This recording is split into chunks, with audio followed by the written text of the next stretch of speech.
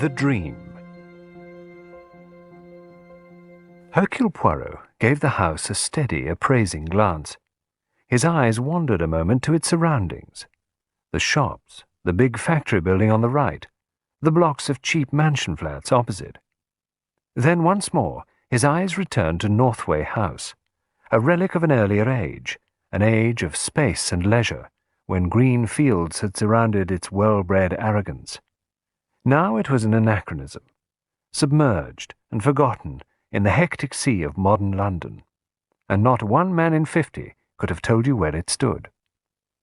Furthermore, very few people could have told you to whom it belonged, though its owner's name would have been recognized as one of the world's richest men.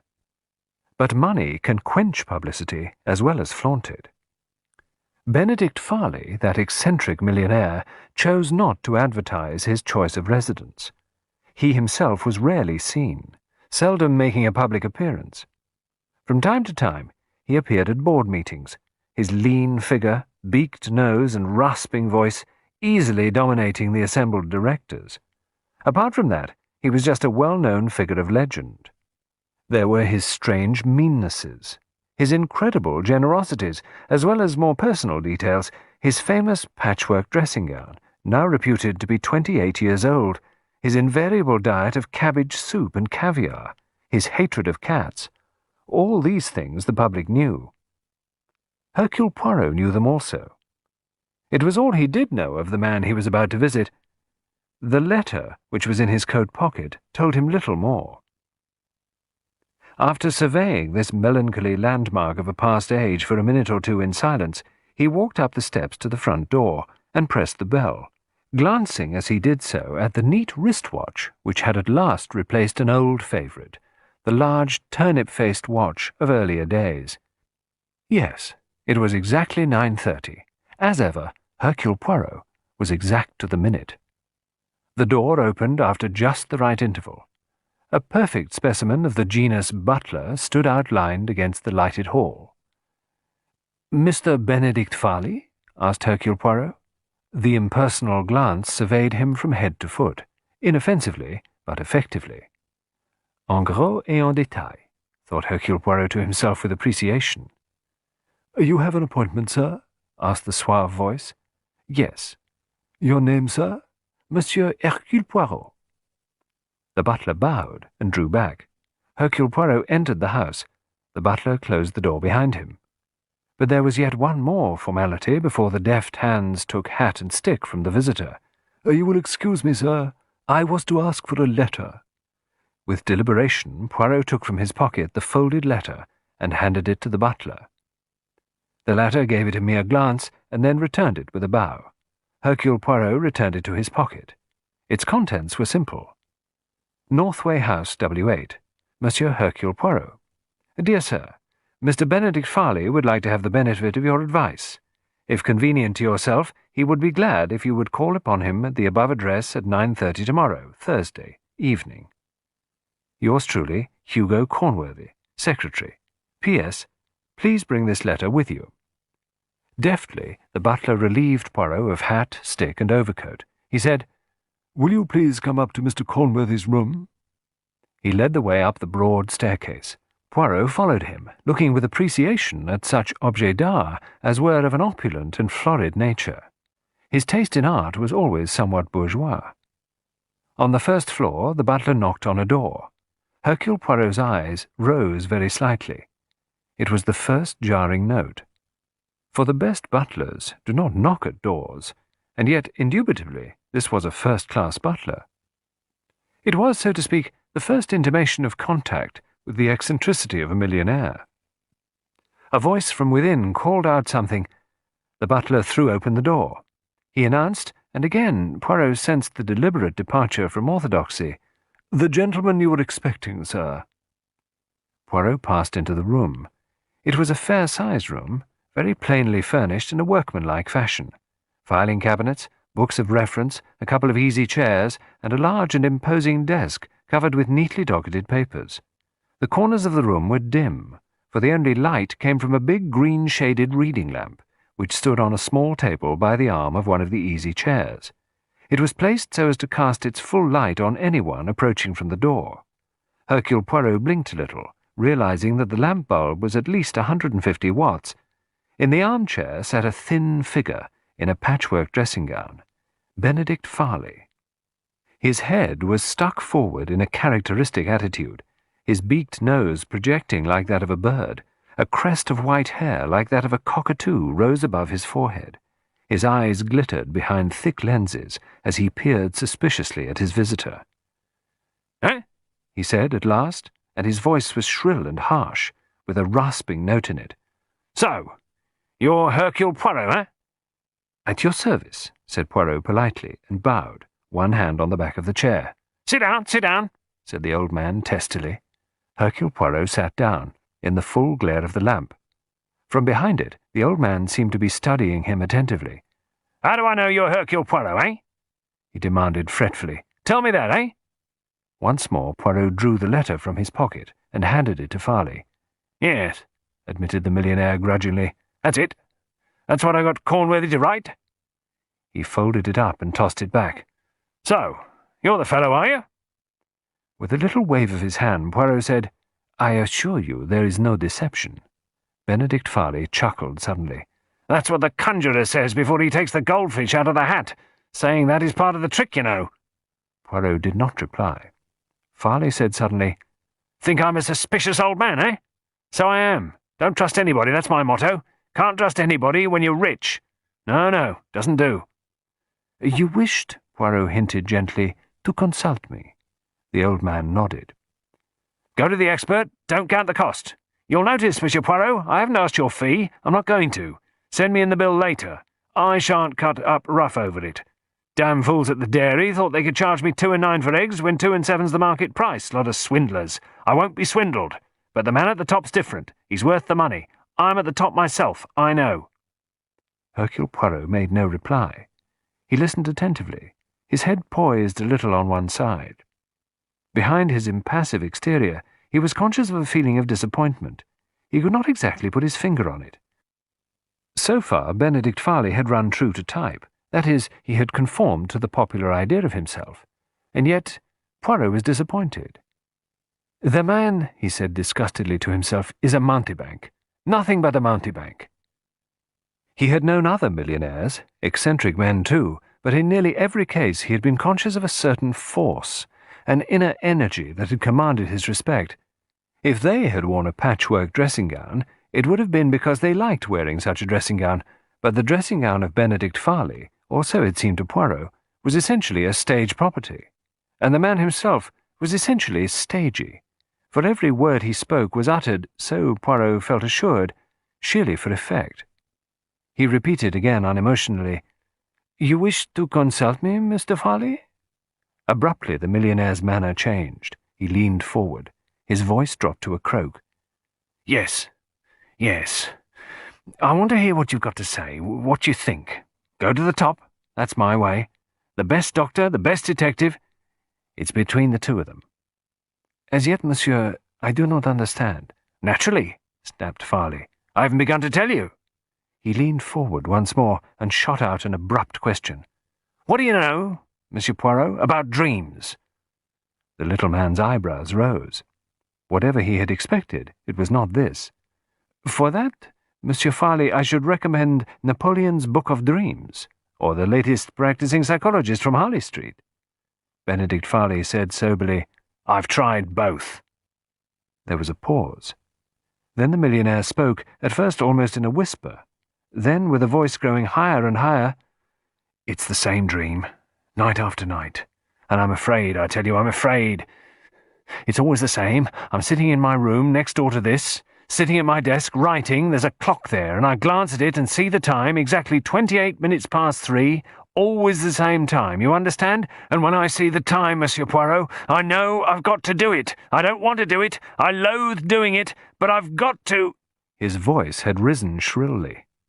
Unperturbed, Poirot said, "And what is it that you have to do?" "At 28 minutes past 3, Benedict Farley said hoarsely, "I open the second drawer down on the right of my desk, take out the revolver that I keep there, load it, and walk over to the window, and then... Yes? Benedict Farley said in a whisper. Then I shoot myself.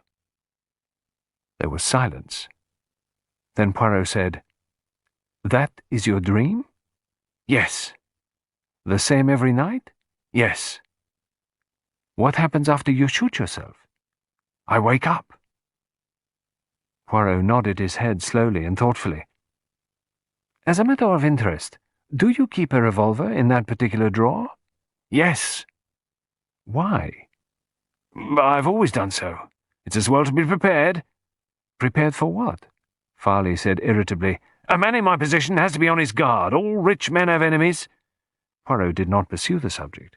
He remained silent for a moment or two. Then he said, Why exactly did you send for me? I will tell you. First of all, I consulted a doctor. 3 doctors, to be exact. Yes? The first one told me it was all a question of diet. He was an elderly man. The second was a young man of the modern school. He assured me that it all hinged on a certain event that took place in infancy at that particular time of day, 3:28. I am so determined, he says, not to remember the event that I symbolize it by destroying myself. That's his explanation. And the third doctor? Asked Poirot. Benedict Farley's voice rose in shrill anger. He's a young man, too. He has a preposterous theory. He asserts that I, myself, am tired of life, that my life is so unbearable to me that I deliberately want to end it. But since to acknowledge the fact would be to acknowledge that essentially I am a failure, I refuse in my waking moments to face the truth. But when I am asleep, all inhibitions are removed, and I proceed to do that which I really wish to do. I put an end to myself. His view is that you really wish, unknown to yourself, to commit suicide, said Poirot. Benedict Farley cried shrilly, And that's impossible! Impossible! I'm perfectly happy. I've got everything I want, everything money can buy. It's fantastic, unbelievable even to suggest a thing like that. Poirot looked at him again with interest. Perhaps something in the shaking hands, the trembling shrillness of the voice, warned him that the denial was too vehement, that its very insistence was in itself suspect. He contented himself with saying, And where do I come in, monsieur? Benedict Farley calmed down suddenly. He tapped with an emphatic finger on the table beside him. There's another possibility. And if it's right, you're the man to know about it. You're famous. You've had hundreds of cases. Fantastic, improbable cases. You know if anyone does. Know what? Farley's voice dropped to a whisper. Supposing someone wants to kill me. Could they do it this way? Could they make me dream that dream night after night? Hypnotism, you mean? Yes. Hercule Poirot considered the question. It would be possible, I suppose, he said at last. It is more a question for a doctor. You don't know of such a case in your experience? Not precisely on those lines, no. You see what I'm driving at? I'm made to dream the same dream night after night, and then, one day, the suggestion's too much for me, and I act upon it. I do what I've dreamed of so often. Kill myself. Slowly, Hercule Poirot shook his head. You don't think that's possible? Asked Farley. Possible? Poirot shook his head. That is not a word I care to meddle with. But you think it improbable? Most improbable. Benedict Farley murmured. The doctor said so too. Then his voice, rising shrilly again, he cried out, But why do I have this dream? Why? Why? Hercule Poirot shook his head. Benedict Farley said abruptly, You're sure you've never come across anything like this in your experience? Never. That's what I wanted to know. Delicately, Poirot cleared his throat. You permit, he said, a question? What is it? What is it? Say what you like. Who is it you suspect of wanting to kill you? Farley snapped out, Nobody! Nobody at all! But the idea presented itself to your mind, Poirot persisted. I wanted to know if it was a possibility. Speaking from my own experience, I should say no. Have you ever been hypnotized, by the way? Well, of course not. Do you think I'd lend myself to such tomfoolery? Then I think one can say that your theory is definitely improbable. But the dream, you fool, the dream! The dream is certainly remarkable, said Poirot thoughtfully. He paused and then went on. I should like to see the scene of this drama. The table, the clock, and the revolver. Well, of course. I'll take you next door. Wrapping the folds of his dressing gown round him, the old man half rose from his chair. Then suddenly, as though a thought had struck him, he resumed his seat. "No," he said. "There's nothing to see there. I've told you all there is to tell." "But I should like to see for myself." "There's no need," Farley snapped. "You've given me your opinion, that's the end." Poirot shrugged his shoulders. "As you please." He rose to his feet. "I'm sorry, Mr. Farley, that I have not been able to be of assistance to you." Benedict Farley was staring straight ahead of him. "Don't want a lot of hanky-pankying around," he growled out. "I've told you the facts. You can't make anything of them. That closes the matter. You can send me the bill for the consultation fee." "I shall not fail to do so," said the detective dryly. He walked towards the door. "Stop a minute," the millionaire called him back. "That letter. I want it." "The letter from your secretary?" "Yes." Poirot's eyebrows rose. He put his hand into his pocket, drew out a folded sheet, and handed it to the old man. The latter scrutinized it, then put it down on the table beside him with a nod. Once more Hercule Poirot walked to the door. He was puzzled. His busy mind was going over and over the story he had been told. Yet in the midst of his mental preoccupation, a nagging sense of something wrong obtruded itself, and that something had to do with himself, not with Benedict Farley. With his hand on the doorknob, his mind cleared. He, Hercule Poirot, had been guilty of an error.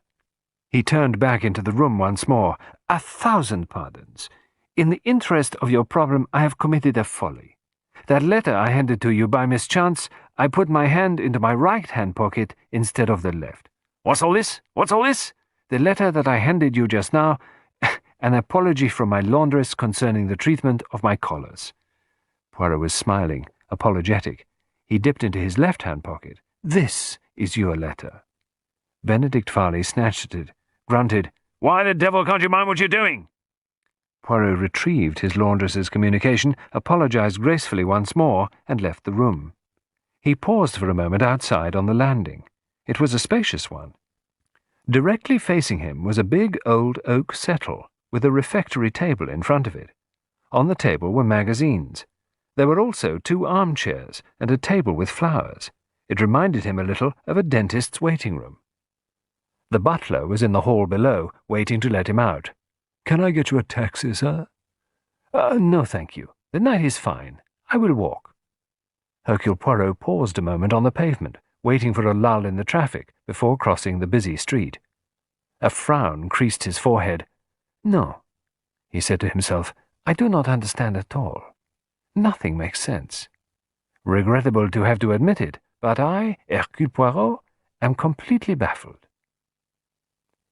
That was what might be termed the first act of the drama. The second act followed a week later. It opened with a telephone call from one John Stillingfleet, M.D. He said with a remarkable lack of medical decorum, "That you, Poirot, old horse? Stillingfleet here?" "Yes, my friend. What is it?" "I'm speaking from Northway House, Benedict Farley's." "Ah, yes?" Poirot's voice quickened with interest. "What of Mr. Farley?" "Farley's dead. Shot himself this afternoon." There was a pause. Then Poirot said, "Yes?" "Well, I notice you're not overcome with surprise. Know something about it, old horse?" "Why should you think that?" "Well, it isn't brilliant deduction or telepathy or anything like that. We found a note from Farley to you making an appointment about a week ago." "I see. We've got a tame police inspector here. Got to be careful, you know, when one of these millionaire blokes bumps himself off. Wondered whether you could throw any light on the case. If so, perhaps you'd come round." "I will come immediately." "Good for you, old boy. Some dirty work at the crossroads, eh?" Poirot merely repeated that he would set forth immediately. "Don't want to spill the beans over the telephone. Quite right. So long." A quarter of an hour later, Poirot was sitting in the library, a low, long room at the back of Northway House on the ground floor.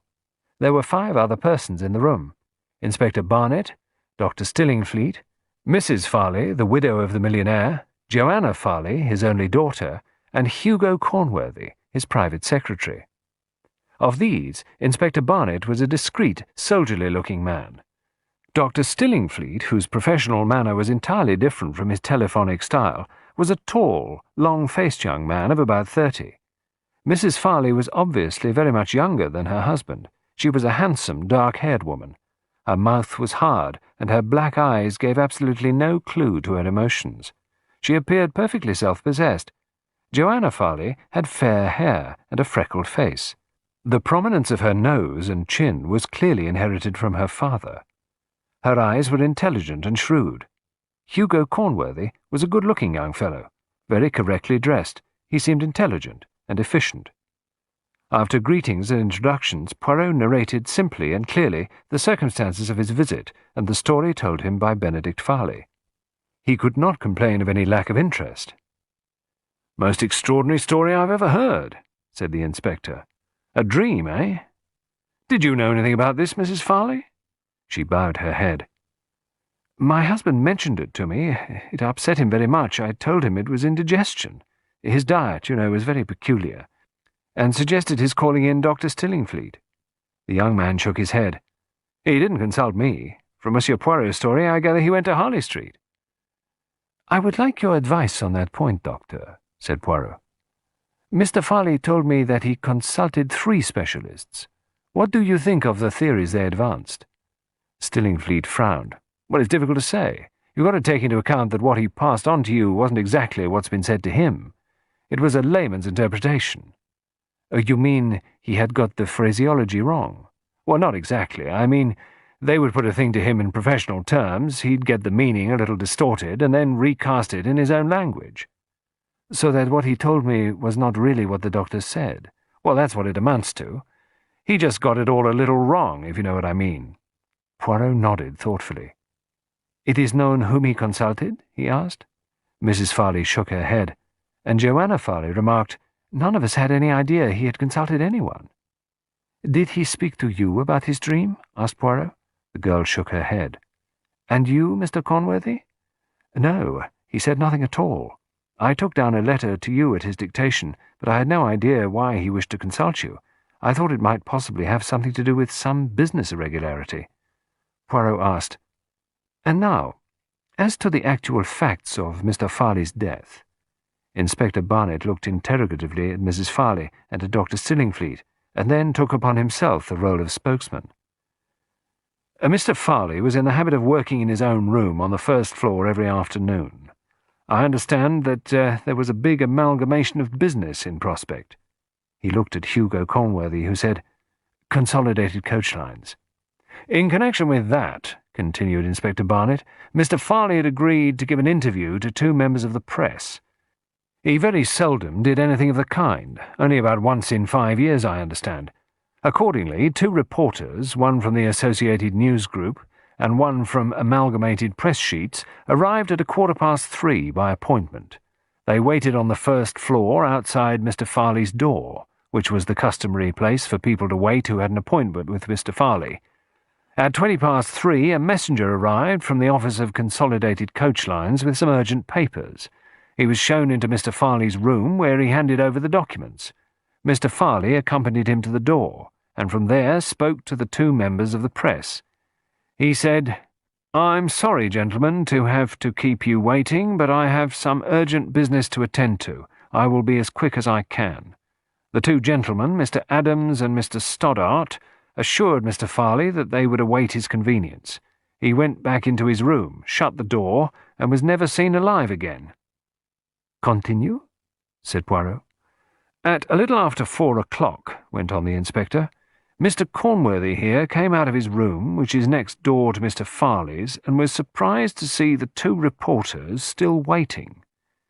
He wanted Mr. Farley's signature to some letters, and thought he had also better remind him that these 2 gentlemen were waiting. He accordingly went into Mr. Farley's room. To his surprise, he could not at first see Mr. Farley, and thought the room was empty. Then he caught sight of a boot sticking out behind the desk, which is placed in front of the window. He went quickly across and discovered Mr. Farley lying there dead, with a revolver beside him. Mr. Cornworthy hurried out of the room and directed the butler to ring up Dr. Stillingfleet. By the latter's advice, Mr. Cornworthy also informed the police." "Was the shot heard?" asked Poirot. "No. The traffic is very busy here. The landing window is open. What with lorries and motor horns, it would be most unlikely if it had been noticed. Poirot nodded thoughtfully. "What time is it supposed he died?" he asked. Stillingfleet said, "I examined the body as soon as I got here. That is at 32 minutes past 4. Mr. Farley had been dead at least an hour." Poirot's face was very grave. "So then, it seems possible that his death could have occurred at the time he mentioned to me. That is, at 28 minutes past 3. "Exactly," said Stillingfleet. "Any finger marks on the revolver?" "Yes, his own." "And the revolver itself?" The inspector took up the tale. "Was the one which he kept in the second right-hand drawer of his desk, just as he told you. Mrs. Farley has identified it positively. Moreover, you understand there is only one entrance to the room, the door giving onto the landing. The two reporters were sitting exactly opposite that door, and they swear that no one entered the room from the time Mr. Farley spoke to them until Mr. Cornworthy entered it at a little after 4 o'clock. So that there is every reason to suppose that Mr. Farley committed suicide." Inspector Barnett smiled a little. "There would have been no doubt at all, but for one point." "And that?" "The letter, written to you." Poirot smiled too. "I see.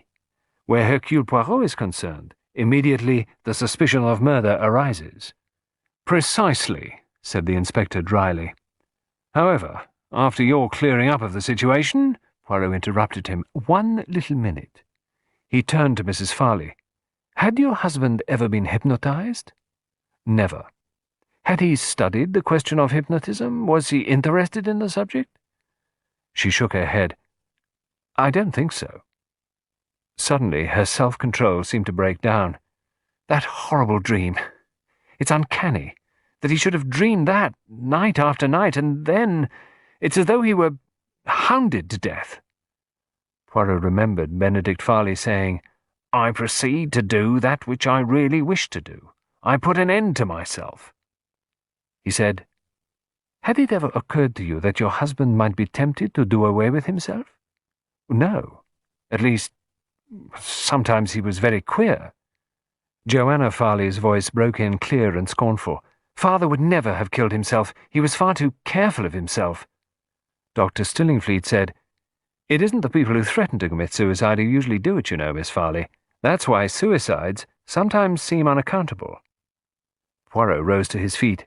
"It is permitted," he asked, "that I see the room where the tragedy occurred?" "Certainly. Dr. Stillingfleet." The doctor accompanied Poirot upstairs. Benedict Farley's room was a much larger one than the secretary's next door. It was luxuriously furnished with deep, leather-covered armchairs, a thick pile carpet, and a superb outsized writing desk. Poirot passed behind the latter to where a dark stain on the carpet showed just before the window.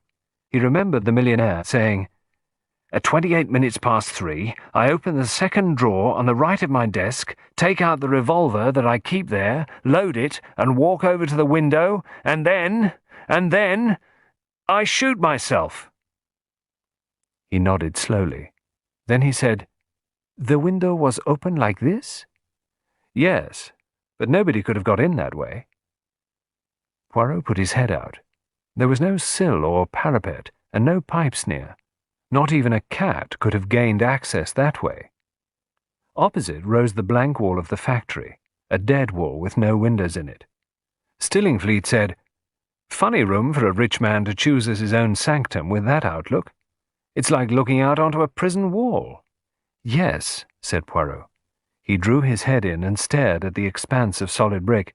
"I think," he said, that wall is important." Stillingfleet looked at him curiously. "You mean psychologically?" Poirot had moved to the desk. Idly, or so it seemed, he picked up a pair of what are usually called lazy tongs. He pressed the handles. The tongs shot out to their full length.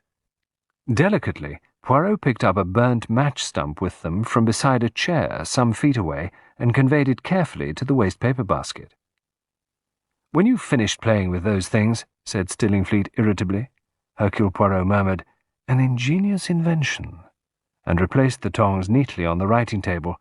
Then he asked, "Where were Mrs. Farley and Miss Farley at the time of the death?"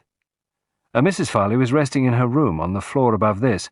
Miss Farley was painting in her studio at the top of the house. Hercule Poirot drummed idly with his fingers on the table for a minute or two. Then he said, "I should like to see Miss Farley. Do you think you could ask her to come here for a minute or two? If you like." Stillingfleet glanced at him curiously, then left the room. In another minute or two the door opened, and Joanna Farley came in. "You do not mind, mademoiselle, if I ask you a few questions?" She returned his glance coolly. "Please ask anything you choose." "Did you know that your father kept a revolver in his desk?" "No." "Where were you and your mother, that is to say, your stepmother, that is right?" "Yes, Louise is my father's second wife. She is only 8 years older than I am." "You were about to say?" "Where were you and she on Thursday of last week, that is to say, on Thursday night?" She reflected for a moment or two. "Thursday. Let me see. Oh, yes, we had gone to the theatre, to see Little Dog Laughed." "Your father did not suggest accompanying you?"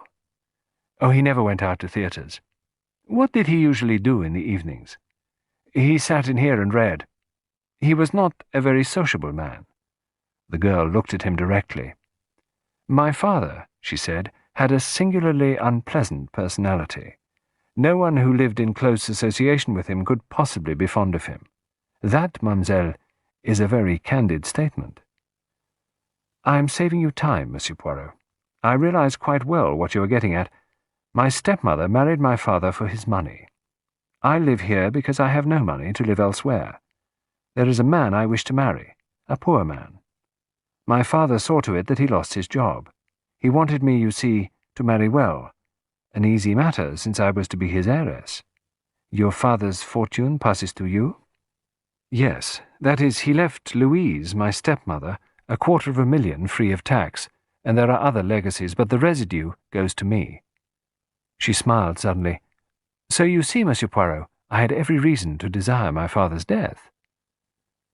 "I see, mademoiselle, that you have inherited your father's intelligence." She said thoughtfully, "Father was clever. One felt that with him, that he had force, driving power, but it had all turned sour, bitter. There was no humanity left." Hercule Poirot said softly, "Grand Dieu, but what an imbecile I am!" Joanna Farley turned towards the door. "Is there anything more?" "Two little questions. These tongs here."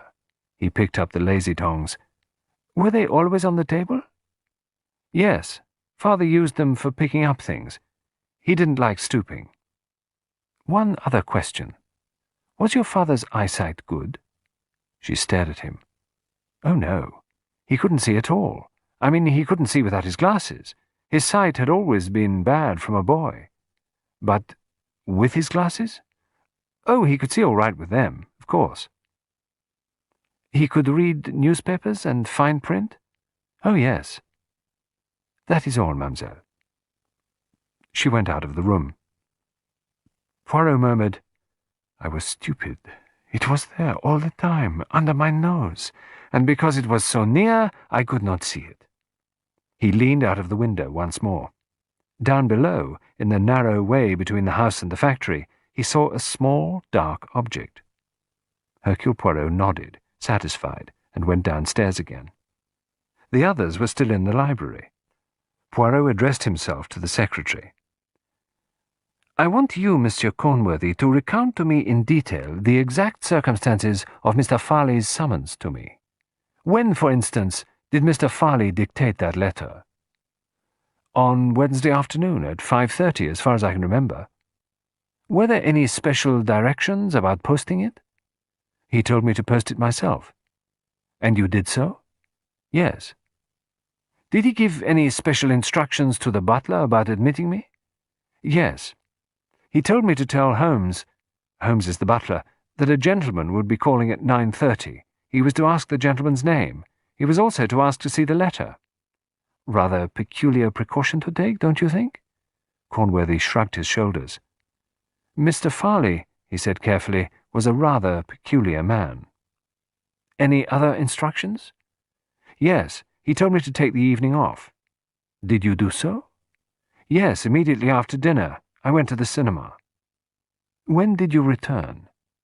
I let myself in about 11:15. Did you see Mr. Farley again that evening? No. And he did not mention the matter the next morning?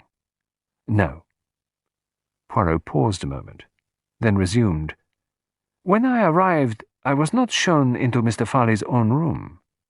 No, he told me that I was to tell Holmes to show you into my room. Why was that? Do you know? Cornworthy shook his head. I never questioned any of Mr. Farley's orders, he said dryly. He would have resented it if I had. Did he usually receive visitors in his own room? Usually, but not always. Sometimes he saw them in my room. Was there any reason for that? Hugo Cornworthy considered. No, I hardly think so. I've never really thought about it.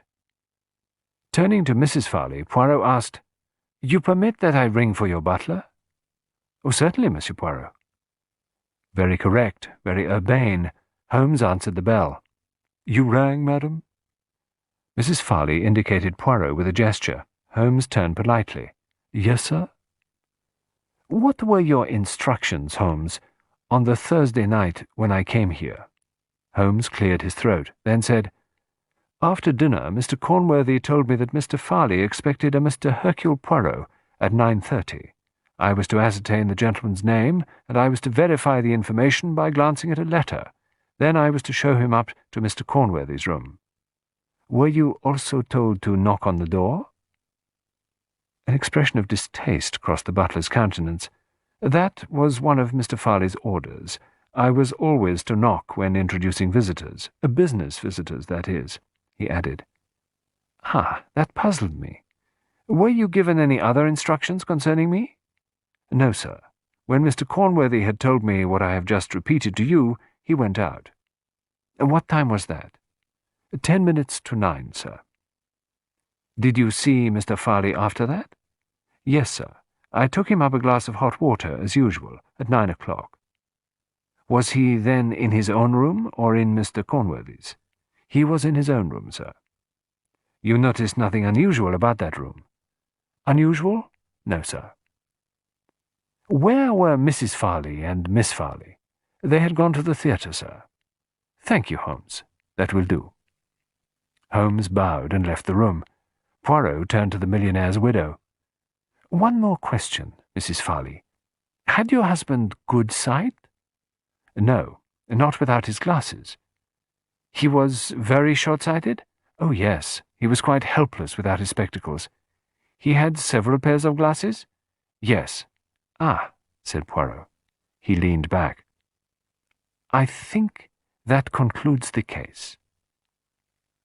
There was silence in the room. They were all looking at the little man who sat there complacently, stroking his moustache.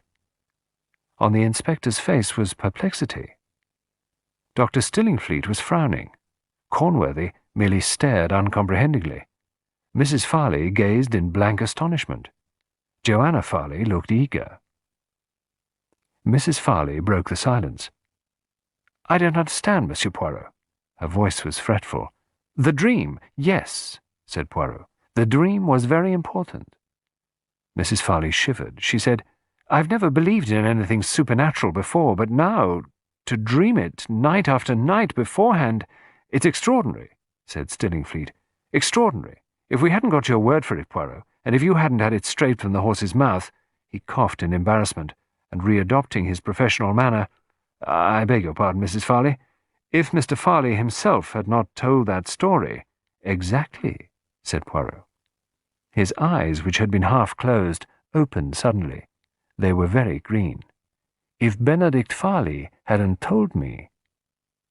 He paused a minute, looking round at a circle of blank faces.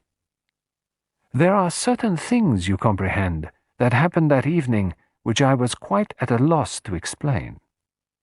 First, why make such a point of my bringing that letter with me? Identification, suggested Cornworthy. No, my dear young man. Really, that idea is too ridiculous. There must be some much more valid reason. For not only did Mr. Farley require to see that letter produced, but he definitely demanded that I should leave it behind me. And moreover, even then he did not destroy it. It was found among his papers this afternoon. Why did he keep it?"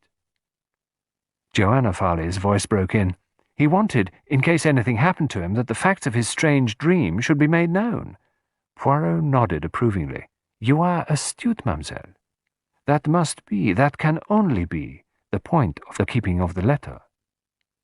When Mr. Farley was dead, the story of that strange dream was to be told. That dream was very important. That dream, mademoiselle, was vital." "I will come now," he went on, "to the second point. After hearing his story, I asked Mr. Farley to show me the desk and the revolver. He seems about to get up to do so, then suddenly refuses. Why did he refuse?" This time, no one advanced an answer. "I will put that question differently. What was there in that next room that Mr. Farley did not want me to see?" There was still silence. "Yes," said Poirot, "it is difficult, that. And yet there was some reason, some urgent reason, why Mr. Farley received me in his secretary's room and refused point-blank to take me into his own room. There was something in that room he could not afford to have me see. And now I come to the third, inexplicable thing that happened on that evening. Mr. Farley, just as I was leaving, requested me to hand him the letter I had received. By inadvertence, I handed him a communication from my laundress. He glanced at it and laid it down beside him. Just before I left the room, I discovered my error and rectified it. After that, I left the house, and, I admit it, I was completely at sea. The whole affair, and especially that last incident, seemed to me quite inexplicable." He looked round from one to the other. "You do not see?" Stillingfleet said, "I don't really see how your laundress comes into it, Poirot." "My laundress," said Poirot, "was very important. That miserable woman who ruins my collars was, for the first time in her life, useful to somebody. Surely you see, it is so obvious." Mr. Farley glanced at that communication. One glance would have told him that it was the wrong letter, and yet he knew nothing. Why? Because he could not see it properly. Inspector Barnett said sharply, "Well, didn't he have his glasses on?" Hercule Poirot smiled. "Yes," he said, "he had his glasses on. That is what makes it so very interesting." He leaned forward. "Mr. Farley's dream was very important. He dreamed, you see, that he committed suicide.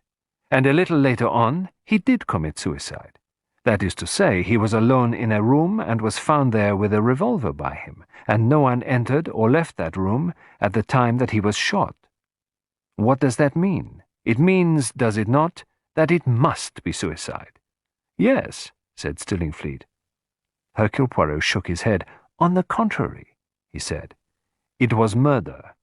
An unusual and a very cleverly planned murder." Again he leaned forward, tapping the table, his eyes green and shining. "Why did Mr. Farley not allow me to go into his own room that evening? What was there in there that I must not be allowed to see? I think, my friends, that there was Benedict Farley himself." He smiled at the blank faces. "Yes, yes. It is not nonsense what I say. Why could the Mr. Farley to whom I had been talking not realize the difference between two totally dissimilar letters? Because, mes amis, he was a man of normal sight, wearing a pair of very powerful glasses. Those glasses would render a man of normal eyesight practically blind. Isn't that so, Doctor?" Stillingfleet murmured, "Well, that's so, of course." Why did I feel that in talking to Mr. Farley I was talking to a mountebank, to an actor playing a part? Consider the setting. The dim room. The green-shaded light turned blindingly away from the figure in the chair. What did I see? The famous patchwork dressing-gown, the beaked nose, faked with that useful substance nose-putty, the white crest of hair, the powerful lenses concealing the eyes. What evidence is there that Mr. Farley ever had a dream? Only the story I was told and the evidence of Mrs. Farley. What evidence is there that Benedict Farley kept a revolver in his desk? Once again, only the story told me and the word of Mrs. Farley. Two people carried this fraud through, Mrs. Farley and Hugo Cornworthy. Cornworthy wrote the letter to me, gave instructions to the butler, went out ostensibly to the cinema, but let himself in again immediately with a key, went to his room, made himself up, and played the part of Benedict Farley. And so we come to this afternoon. The opportunity for which Mr. Cornworthy has been waiting arrives. There are 2 witnesses on the landing to swear that no one goes in or out of Benedict Farley's room. Cornworthy waits until a particularly heavy batch of traffic is about to pass, then he leans out of his window, and with the lazy tongs, which he has purloined from the desk next door, he holds an object against the window of that room. Benedict Farley comes to the window. Cornworthy snatches back the tongs, and as Farley leans out and the lorries are passing outside, Cornworthy shoots him with the revolver that he has ready. There is a blank wall opposite, remember. There can be no witness of the crime. Cornworthy waits for over half an hour, then gathers up some papers, conceals the lazy tongs and the revolver between them, and goes out onto the landing and into the next room.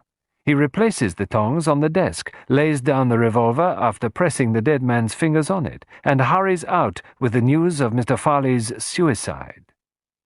He arranges that the letter to me shall be found, and that I shall arrive with my story, the story I heard from Mr. Farley's own lips of his extraordinary dream, the strange compulsion he felt to kill himself. A few credulous people will discuss the hypnotism theory, but the main result will be to confirm without a doubt that the actual hand that held the revolver was Benedict Farley's own. Hercule Poirot's eyes went to the widow's face. He noted with satisfaction the dismay, the ashy pallor, the blind fear. And in due course, he finished gently, the happy ending would have been achieved. 250,000 and 2 hearts that beat as one. John Stillingfleet, M.D., and Hercule Poirot walked along the side of Northway House. On their right was the towering wall of the factory. Above them, on their left, were the windows of Benedict Farley's and Hugo Cornworthy's rooms. Hercule Poirot stopped and picked up a small object, a black stuffed cat. "Voila," he said. "That is what Cornworthy held in the lazy tongs against Farley's window. You remember, he hated cats. Naturally, he rushed to the window. Why on earth didn't Cornworthy come out and pick it up after he dropped it? How could he? To do so would have been definitely suspicious. After all, if this object were found, what would anyone think? That some child had wandered round here and dropped it." "Yes," said Stillingfleet with a sigh. "That's probably what the ordinary person would have thought. But not good old Hercule. Do you know, old horse, up to the very last minute, I thought you were leading up to some subtle theory of highfalutin, psychological, suggested murder. I bet those 2 thought so too. Nasty bit of goods, the Farley. Goodness, how she cracked. Cornworthy might have got away with it if she hadn't had hysterics and tried to spoil your beauty by going for you with her nails. I only got her off you just in time." He paused a minute and then said, "I rather like the girl. Grit, you know. Brains. I suppose I'd be thought of to be a fortune hunter if I had a shot at her." "You are too late, my friend. There is already someone sur le tapis. Her father's death has opened the way to happiness. Take it all round, she had a pretty good motive for bumping off the unpleasant parent." "Motive and opportunity are not enough," said Poirot. "There must also be the criminal temperament." "I wonder if you'll ever commit a crime, Poirot," said Stillingfleet. "I bet you could get away with it all right. As a matter of fact, it would be too easy for you. I mean, the thing would be off as definitely too unsporting." "That," said Poirot, "is a typical English idea."